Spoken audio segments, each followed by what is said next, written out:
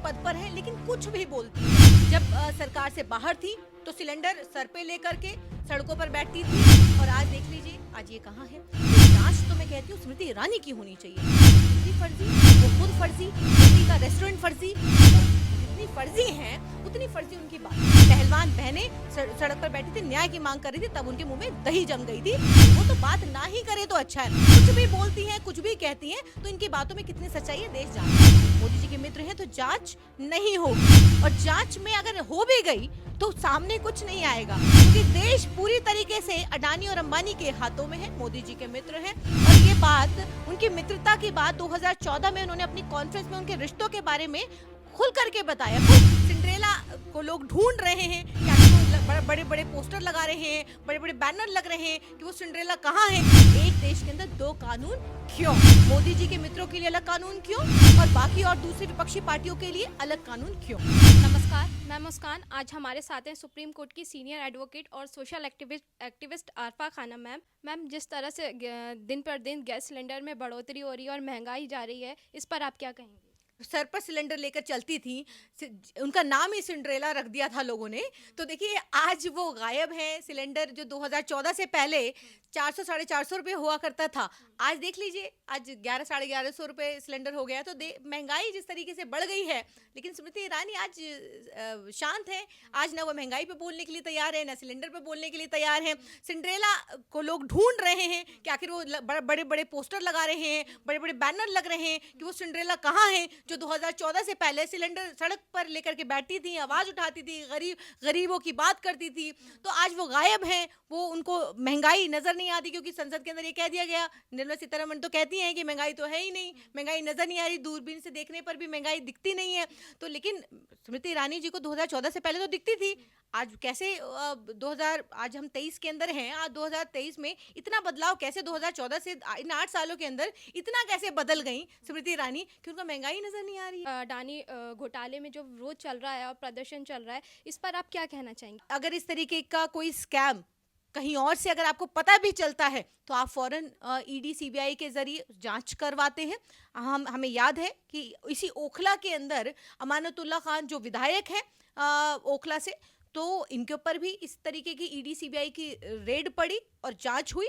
तो देखिए अगर सब कुछ ठीक है, सब कुछ साफ है, तो जांच का सामना करें और जांच होनी चाहिए। और हम सभी लोग जांच की मांग करते हैं, लेकिन मोदी जी के मित्र हैं, मोदी जी के मित्र हैं तो जांच नहीं होगी। और जांच में अगर हो भी गई तो सामने कुछ नहीं आएगा, क्योंकि देश पूरी तरीके से अडानी और अंबानी के हाथों में है। मोदी जी के मित्र हैं और ये बात, उनकी मित्रता की बात 2014 में उन्होंने अपनी कॉन्फ्रेंस में उनके रिश्तों के बारे में खुल करके बताया, खुलकर बात की है। तो इसमें भी कोई मुझे बोलने में बिल्कुल संकोच नहीं है कि ये मोदी जी की मित्रता अडानी जी के साथ क्या है और अंबानी जी के साथ क्या है।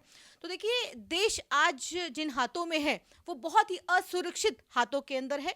आज देश में महंगाई, बेरोजगारी, गिरती अर्थव्यवस्था, गिरता रुपया, ये हम बहुत वक्त से सुनते चले आ रहे हैं। लेकिन आज जिस तरीके से आईडीबीआई का लगभग 50% शेयर बेच दिया गया, उसके बाद हवाई अड्डे, तमाम जो एजेंसियां थी, तमाम संस्थाएं थी, तमाम इंस्टीट्यूशंस थे, वो अडानी अंबानी के खाते में चले गए। तो आज क्या बचा है? जो बचा खुचा है वो अगर उसको भी अगर वो भी नीलाम हो गया और वो भी इनके हाथों में दे दिया गया, तो मोदी जी का तो साफ कहना है कि मैं तो झोला उठा करके निकल जाऊंगा। तो मोदी जी तो झोला उठा करके निकल जाएंगे विदेश, लेकिन बाकी जो देश की जनता है, देश की आवाम है, वो कहाँ जाएगी? वो कौन सा झोला उठाए? वो कहाँ जाए? तो देखिए ये मार जो पड़ रही है देश को, ये उन्हीं की जेब से निकाल करके इन मित्रों के हाथों में दिया जा रहा है। तो इस बात को समझना जरूरी है। और अगर इस तरीके का कोई स्कैम है जिसका बार बार लगातार दोनों सदनों के अंदर विरोध हो रहा है, तमाम पार्टियां, जेडीयू हो, सपा हो और आम आदमी पार्टी हो, सब मिलकर के विरोध कर रहे हैं और खुल करके इसकी जांच की मांग कर रहे हैं, तो क्यों नहीं जांच होनी चाहिए? बिल्कुल जांच होनी चाहिए। और जल्द से जल्द हम मांग करते हैं मोदी जी से कि मित्रता तो ठीक है, लेकिन इसकी जांच फौरी तौर पर इसकी जांच कराई जाए। देश का सवाल है। जिस देश में अच्छे दिन लाने की आप बात करते थे, जिस देश को आप न्यू इंडिया बनाने की बात करते थे, उसी देश का सवाल है। वो जनता आज आपसे पूछ रही है। आज आपके ऊपर बड़ा सवाल है कि आखिर एक देश के अंदर दो कानून क्यों? मोदी जी के मित्रों के लिए अलग कानून क्यों और बाकी और दूसरी विपक्षी पार्टियों के लिए अलग कानून क्यों? मैम कल पार्लियामेंट में राहुल गांधी के भाषण के बाद स्मृति ईरानी ने कहा कि ये खुद वो लोग हैं जिन्होंने अपनी सरकार के टाइम पर ज़मीनों पर कब्जा करके अपने जीजा जी को दे दी। ये वो महिला हैं जो कुछ भी बोलती हैं, संवैधानिक पद पर हैं लेकिन कुछ भी बोलती हैं। जब सरकार से बाहर थी तो सिलेंडर सर पे लेकर के सड़कों पर बैठती थी, और आज देख लीजिए आज ये कहाँ है। देखिए जांच तो मैं कहती हूँ स्मृति ईरानी की होनी चाहिए। उनकी डिग्री फर्जी, वो खुद फर्जी, बेटी का रेस्टोरेंट फर्जी। जिस तरीके से हमने देखा स्मृति ईरानी के हाल ही दिनों के अंदर को जो बेटी का सिलीबार जो सिलीबार था उसको पूरी तरीके से बताया कि नहीं मेरी बेटी तो पढ़ती है। और ये वो महिला है जो महिला सम्मान की बात करती हैं संसद के अंदर। जिस तरीके से उन्होंने उंगली उठा उठा करके महिला सम्मान की बात करी, तमाम सोशल मीडिया पे मोदी जी की वीडियोस जो है वो वायरल हो रही हैं। और देश की राष्ट्रपति आज वो उनके पीछे जिस तरीके से वो चल रही हैं, वो वीडियो भी मौजूद है। वो देश की महिला सम्मान की बात करती हैं। इसी देश के अंदर जंतर मंतर पर पहलवान बहनें सड़क पर बैठी थी, न्याय की मांग कर रही थी, तब उनके मुंह में दही जम गई थी। वो तो बात ना ही करे तो अच्छा है। कुछ भी बोलती हैं, कुछ भी कहती हैं, तो इनकी बातों में कितनी सच्चाई है देश जानता है। दूसरी बात यह है कि जहां तक ये कब्जे की बात कह रही हैं कि ये खुद कब्जे करते हैं, ये खुद उनके सरकार के वक्त में, तो देखिए ये 8 साल हो गए सरकार में आए हुए। आप क्या करें, आप सो रहे हैं। अगर इस तरीके की आपको लग रहा है कहीं पर कांग्रेस के किसी भी नेता ने या कांग्रेस के वक्त में किसी भी जमीन पर कब्जा हुआ है, तो आप एक्शन लीजिए ना, आप जांच बिठाइए ना। हम तो जांच से नहीं भागते हैं, हम तो जांच फेस करते हैं। आप अपने मित्रों का बचाव कर सकते हैं। तमाम आपके जो मंत्री हैं वो बचाव में उतरे हैं अडानी के, लेकिन हम तो कोई नहीं। हम तो जांच फेस करने के लिए तैयार हैं। हम तो राहुल गांधी जी के ऊपर जब ईडी की रेड पड़ी, ईडी ने बुलाया, हम गए। सोनिया गांधी जी को बुलाया, हम गए, हमने फेस किया। आपने जितना हमें तंग किया हमने फेस किया। तो हम तो फेस करने के लिए तैयार हैं, हम भागने के लिए नहीं तैयार हैं। हम भागते नहीं है, हम तो जो है दूध का दूध पानी का पानी जो होगा वो सामने आएगा। तो देखिए हम हर तरीके की जांच के लिए तैयार हैं, लेकिन जांच तो स्मृति ईरानी की होनी चाहिए। वो जितनी फर्जी हैं उतनी फर्जी उनकी बातें हैं। मैम जैसे एसबीआई या एलआईसी में अभी बहुत बड़ा घोटाला हुआ अडानी केस में, अडानी की वजह से तो आम लोग या हम लोग भी एलआईसी अपना इंश्योरेंस कराते हैं कि हमारा फ्यूचर सिक्योर हो, और या फिर अपने बैंकों में पैसे जमा करते हैं ताकि वो सेफ, जनता समझती है कि हमारा पैसा सेफ है। इस तरह के कांड अगर सामने आते हैं तो क्या ये एक परेशानी का कारण है? अगर मार्केट में कहीं पर भी जरा सा भी र्यूमर अगर फैलता है तो देखिए जाहिर सी बात है जो निवेशक है वो घबरा जाता है, क्योंकि उसकी जिंदगी भर की जमा पूंजी जो है वो थोड़ा थोड़ा करके इकट्ठा करता है। एलआईसी ऐसी पॉलिसी है, या एलआईसी मैं कहूँगी कि ऐसी सेविंग्स जो वो एक आम निवेशक करता है वो इस सोच से करता है कि अगर आज वो निवेश कुछ कर रहा है तो सोचता है कि अब बेटे के लिए, बेटी के लिए, पढ़ाई के लिए, शादी के लिए थोड़ी थोड़ी सेविंग्स होती है जो अपनी कमाई से वो निकाल करके वो वहाँ निवेश करता है। लेकिन अगर वो डूबती है तो जाहिर सी बात है कि कितने, आप देखिए आम आदमी से जो सेविंग करता है, तो ये समझने वाली बात है कि उसकी ज़िंदगी भर की जमा पूंजी जो है वो मिट्टी में मिल जाती है, वो ख़त्म हो जाती है। तो उसका फ्यूचर, उसके बच्चों का फ्यूचर देखिए किस तरीके से दाव पे लगा हुआ है।